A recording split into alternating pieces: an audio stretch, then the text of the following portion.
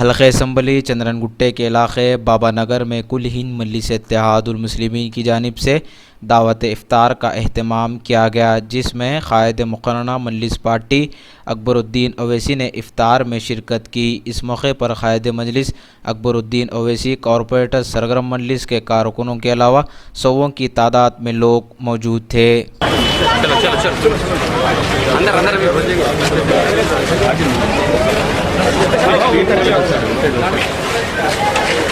चलो भाई जल्दी जल्दी जल्दी जल्दी ले लो चलो चलो चलिए भाई, चलो आगे चलो भाई, चलो बड़े भाई आगे चलिए साइड से ले लो, आगे चलो बच्चों मटो वहाँ से आगे चलो बेटा, आगे चलो भाई।